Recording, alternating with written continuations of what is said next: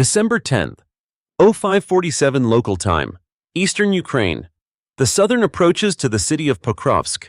9 days earlier, on December 1st, Moscow announced that Pokrovsk had been fully captured.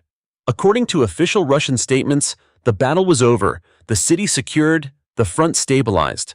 A political victory neatly packaged ahead of anticipated diplomatic conversations with Washington.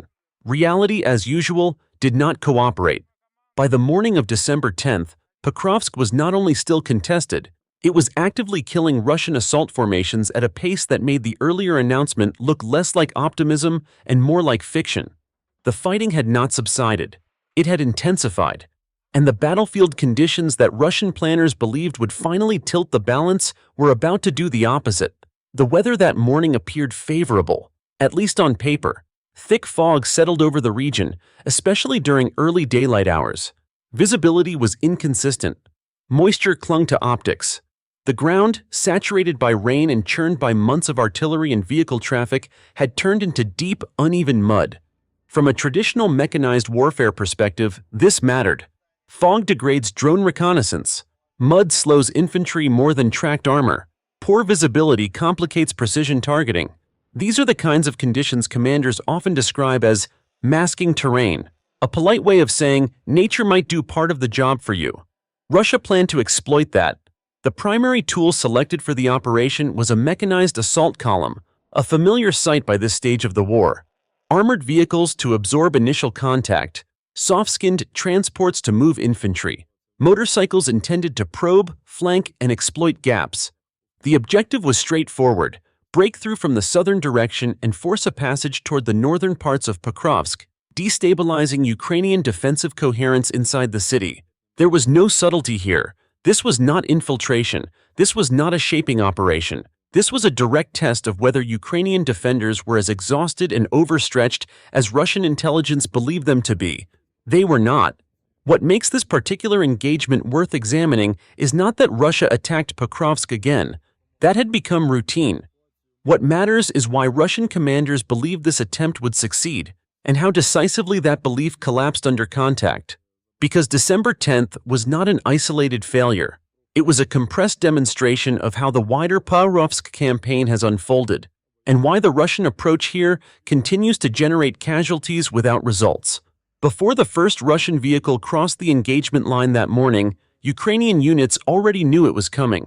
The 7th Rapid Response Corps of the Ukrainian Air Assault Forces, responsible for this sector, had received prior indications.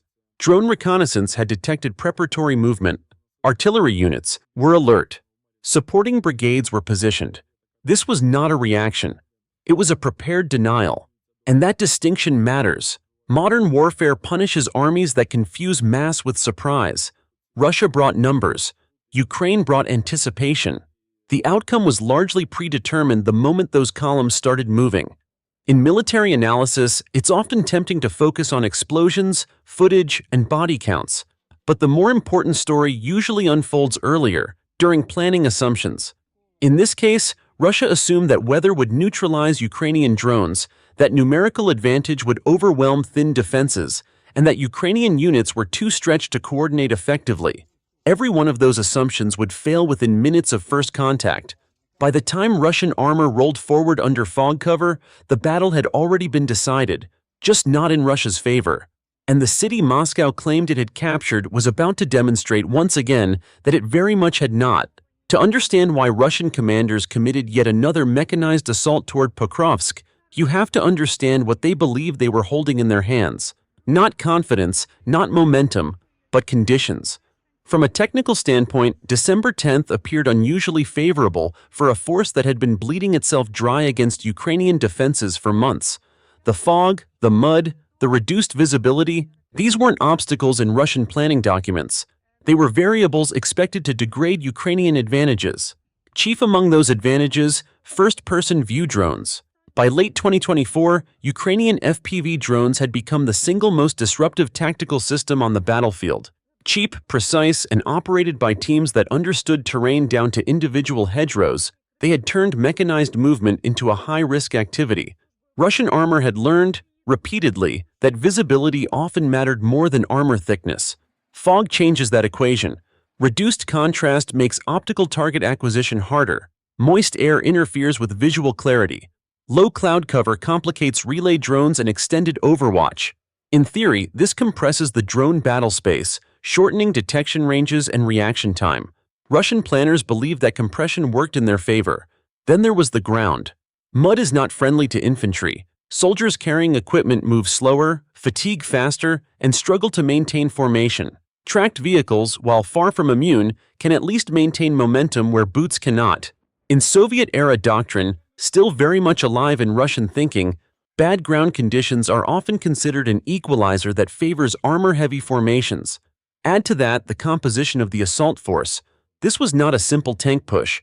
Russian units employed a layered approach, armored vehicles to lead and absorb fire, automobile transports to deliver infantry rapidly, and motorcycle elements intended to bypass choke points and exploit any breach. The motorcycles, in particular, were meant to move fast enough to outrun drone targeting cycles and force Ukrainian defenders to divide attention. On paper, this is not irrational. Finally, there was the numerical reality. In parts of the Pokrovsk sector, Russian forces outnumber Ukrainian defenders by as much as 8-1. That kind of disparity does not guarantee success, but it usually guarantees something: penetration, collapse, or at least local disruption. Russia expected at least one of those outcomes. But modern warfare punishes linear thinking. What Russian planners underestimated was not Ukrainian bravery or resolve. Those are intangible and difficult to measure. What they underestimated was Ukrainian integration. The way sensors, shooters, and decision-makers had been fused into a single adaptive system. FPV drones were not Ukraine's only eyes. Reconnaissance UAVs still operated above the fog layer. Ground observers fed data into digital command networks. Artillery units had pre-registered likely avenues of approach, meaning they didn't need perfect visibility, only confirmation. And confirmation came quickly. The critical flaw in the Russian assumption was the belief that degrading one layer of Ukrainian capability, drone visibility, would collapse the entire defensive architecture. In reality, Ukraine had built redundancy into its system. When one sensor is partially blinded, another compensates. That's not an accident, that's experience. There is also a deeper technical misconception at play. FPV drones are not long-range snipers. They are close-range execution tools. They don't need kilometers of visibility. They need tens of meters, a stable signal, and a stationary or predictable target. Mechanized columns, especially once slowed by terrain or contact, provide exactly that. The first Russian armored vehicle destroyed on December 10th was not struck because conditions were ideal. It was struck because it moved into a space Ukraine had already defined as lethal. Fog did not remove that lethality. It merely delayed the moment of recognition. Once the lead vehicle was lost, the assault's technical advantages unraveled rapidly. Vehicles bunched, spacing collapsed, motorcycle elements lost freedom of movement, communication degraded under fire. At that point, the weather stopped mattering. What remained was a familiar asymmetry, one force relying on mass and momentum, the other relying on detection, coordination, and precision. Russia had brought capability. Ukraine had brought compatibility between tools, terrain, and timing. And that difference would define everything that followed. Because capability alone doesn't win battles. It only creates opportunities. And on December 10th, near Pokrovsk, Russia handed every one of those opportunities to the defenders. If you remove the context, December 10th did not look dramatic. There were no massed artillery barrages rolling across the horizon, no frantic radio chatter, no visible panic, just fog, wet ground, and the low mechanical hum of vehicles idling under camouflage nets. This is the part of war that almost never makes it into footage. For Ukrainian defenders around Pokrovsk, the hours before contact were defined by repetition. Drone teams cycled batteries. Operators adjusted antenna angles, compensating for moisture in the air. Artillery crews reviewed firing tables they already knew by memory. Infantry checked fields of fire that had not changed in weeks. Nothing was happening. And that, paradoxically, was the confirmation. In modern warfare, sudden silence often means preparation, not absence. Ukrainian units had learned this lesson the hard way over the past 2 years. Russian assaults rarely announced themselves with spectacle anymore. Instead, they arrived as pressure. Small movements, incremental shifts, probing actions designed to find a seam. The absence of those probes on December 10th was suspicious. Russian doctrine, especially when attempting mechanized breakthroughs, usually begins with reconnaissance by fire or limited infantry contact. That did not occur. Instead, movement was delayed, as if units were waiting for something. Visibility, perhaps, or alignment. From the Ukrainian perspective, this delay signaled intent.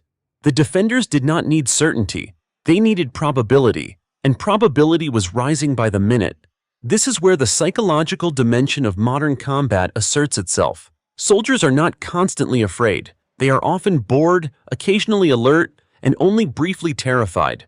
The tension comes from knowing that when action finally arrives, there will be no warm-up.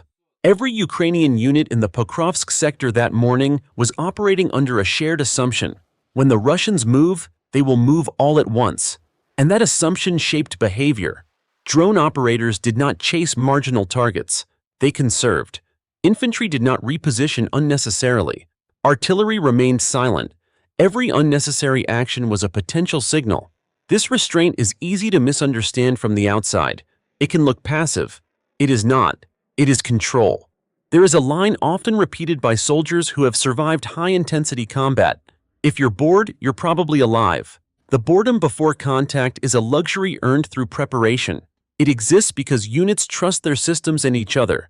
Russian forces, on the other side of the fog, were likely experiencing a different kind of calm, one shaped by expectation. They believed they were about to exploit a window.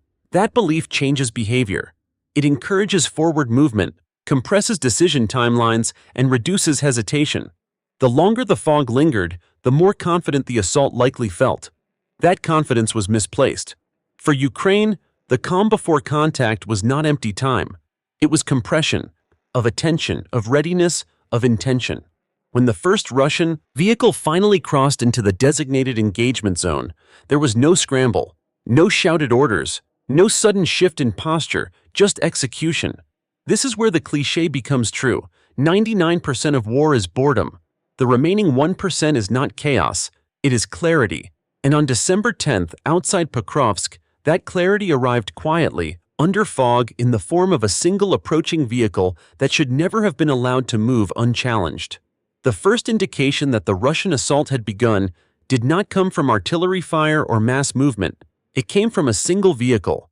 Just after first light, as the fog thinned unevenly across the southern approaches to Pokrovsk, a Russian armored vehicle moved forward along a route that had been driven dozens of times before. From the crew's perspective, nothing about the terrain appeared hostile. No visible defenders, no incoming fire, no drones buzzing overhead. That absence was the problem. Ukrainian reconnaissance elements had already classified the route as an approach corridor days earlier. Not because it was optimal, but because it was predictable. Mud and destroyed infrastructure had narrowed viable paths into the city. Russian vehicles had used this corridor before. They would use it again. And they did. From above, through the lens of a Ukrainian drone operating at low altitude, the vehicle appeared briefly, partially obscured by fog. The image was not cinematic. It was grainy, imperfect. Enough. The drone operator did not need confirmation from multiple sources.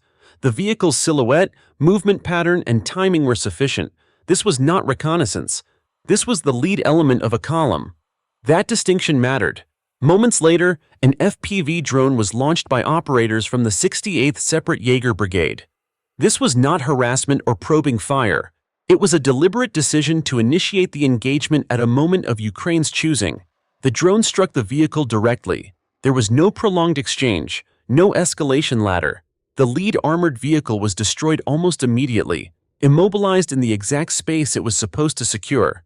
At that instant, the Russian assault lost its defining advantage. Momentum. In mechanized warfare, the first vehicle is more than protection. It is confidence. When it goes down, everything behind it pauses, if only for seconds. Drivers hesitate. Gunners search for threats. Commanders reassess. Seconds are enough. What followed was not a reaction. It was a cascade that Ukrainian forces had rehearsed countless times. As soon as the lead vehicle was confirmed destroyed, additional Ukrainian units engaged. Artillery fire began to land along pre-registered points. Other drone teams activated. Infantry elements shifted from observation to execution. The fog did not lift, but it no longer mattered. The Russian theory that weather would mask movement and limit drone effectiveness collapsed with the first explosion. The fog had not blinded Ukrainian defenses. It had narrowed them. The inciting incident was not dramatic because it was loud. It was dramatic because it was decisive. The moment the first vehicle was destroyed, the assault transitioned from a planned breakthrough into a containment problem, and containment favors the defender. Russian units behind the destroyed vehicle now faced a dilemma that modern mechanized forces dread: push forward into a known threat zone, or halt and risk being targeted while stationary.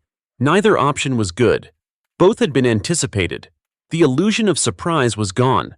From this point forward, the assault was no longer about taking Pokrovsk. It was about survival inside a space Ukraine had already defined as lethal. And the most dangerous phase of the engagement was just beginning.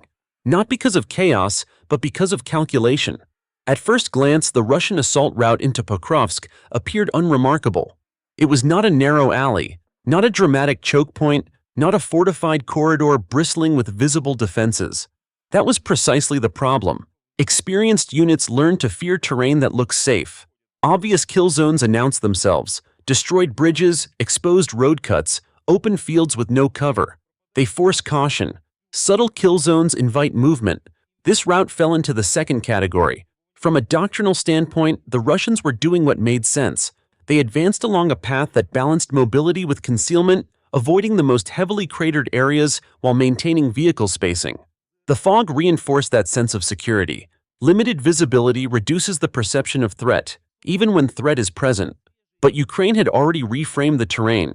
In Ukrainian planning, this route was not a pathway. It was a container, a space designed to hold vehicles long enough for other systems to act.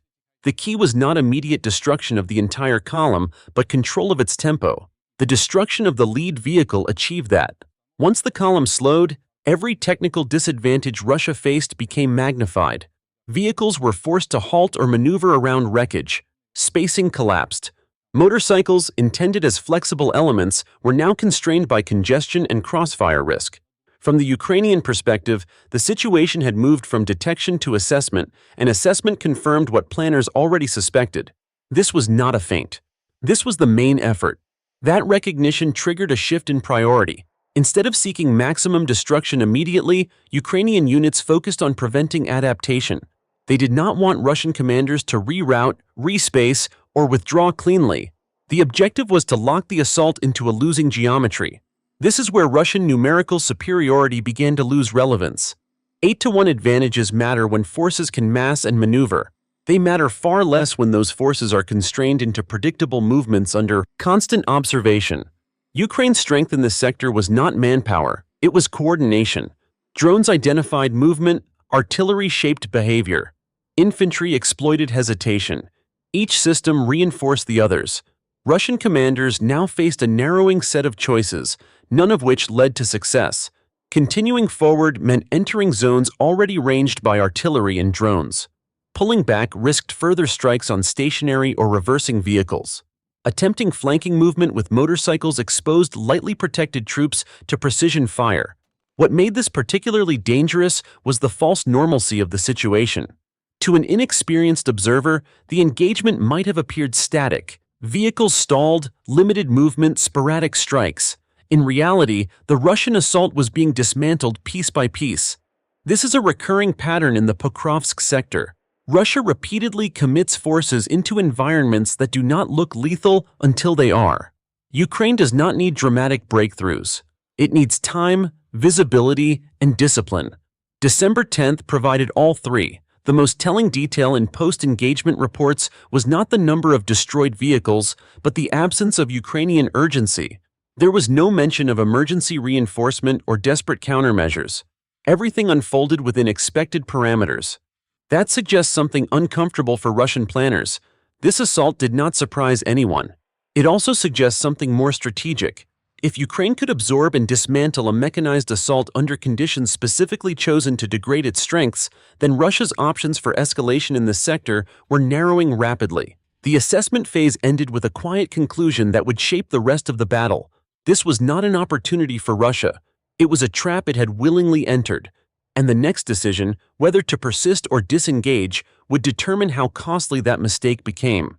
Every mechanized assault reaches a moment where momentum can still be recovered or decisively lost. For Russian commanders south of Pokrovsk on December 10th, that moment arrived shortly after the lead vehicle was destroyed.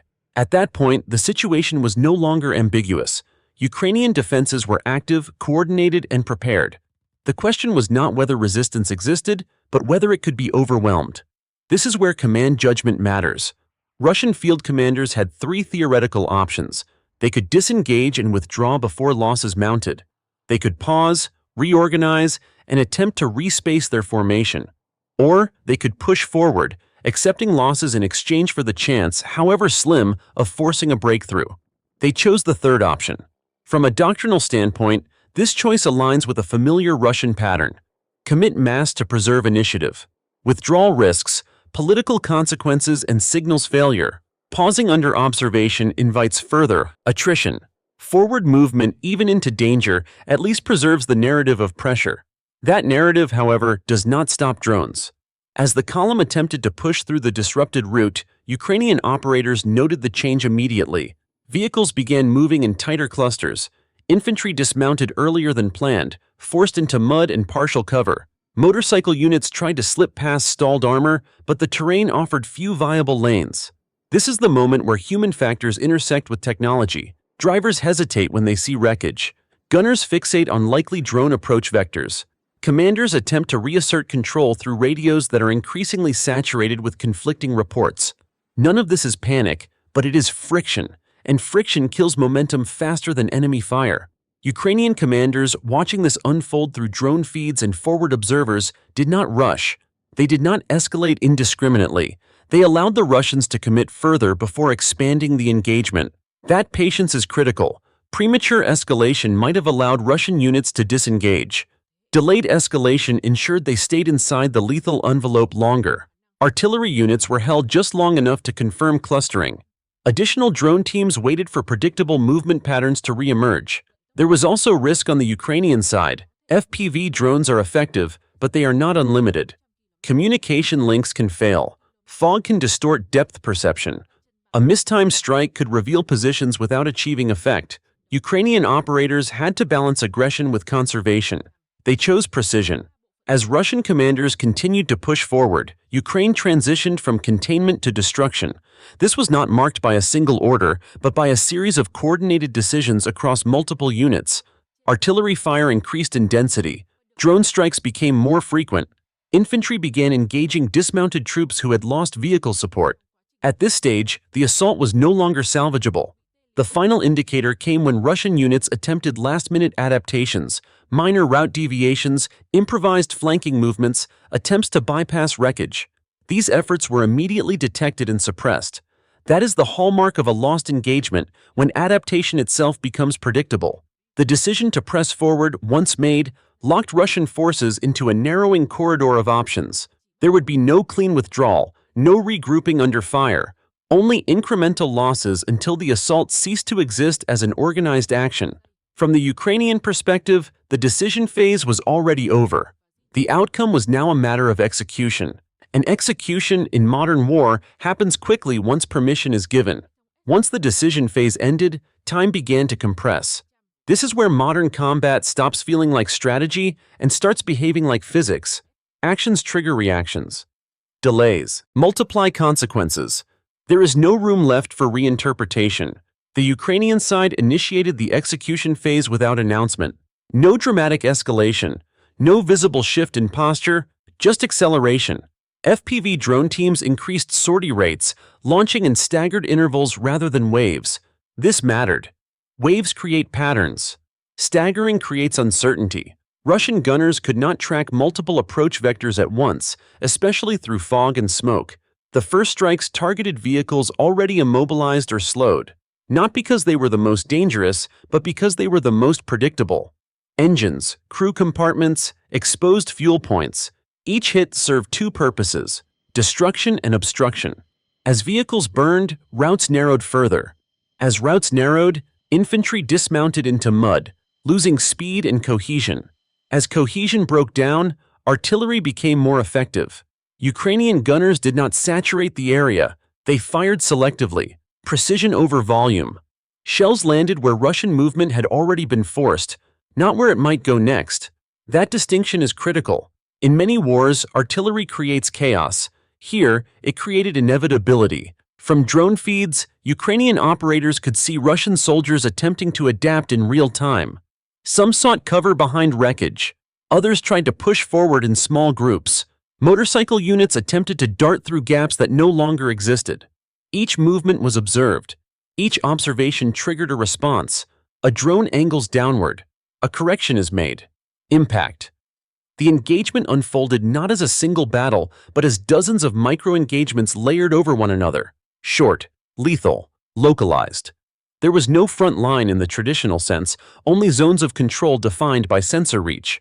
Human reactions were visible, but muted. Russian soldiers did not charge. They did not freeze. Most attempted exactly what training and instinct dictated. Find cover, move laterally, survive the next 30 seconds. The problem was that survival required being unseen, and nothing in that corridor was unseen. Ukrainian infantry entered the fight only when necessary.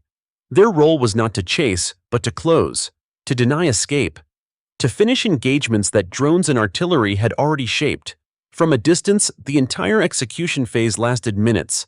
From inside it, it likely felt much longer. Time dilates under threat. Seconds stretch. Decisions feel delayed even when they are immediate. When the firing finally subsided, it did not end with a signal. It ended because there was nothing left to engage. No organized movement, no advancing column, no assault momentum. Just damaged vehicles, scattered survivors, and terrain that had absorbed another attempt. The mechanized assault had not been repelled in a dramatic clash. It had been processed. And processing, in this kind of war, is rarely reversible. When the firing stopped south of Pokrovsk on December 10th, the battlefield did not offer closure. There was no clear end in the traditional sense. No declaration of victory, no dramatic withdrawal under cover of smoke. What remained was a quiet, methodical aftermath, the kind that tells analysts far more than the fighting itself. The Russian mechanized assault had ceased to exist as an organized action. That much was obvious. But what mattered more was what this failure revealed about the broader campaign. First, it exposed the collapse of Russian operational credibility around Pokrovsk. Moscow had already claimed the city was captured. Yet here it was, committing armored units, infantry, and motorcycles into high-risk assaults just to approach urban defenses. That contradiction alone undercut the narrative. You do not launch costly mechanized attacks into cities you already control. Second, the engagement confirmed that Ukrainian situational awareness in the Pokrovsk sector remained intact, even under conditions specifically chosen to degrade it.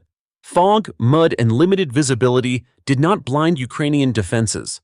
They narrowed the battle space, and Ukraine exploited that narrowing more effectively than Russia anticipated. This had intelligence implications.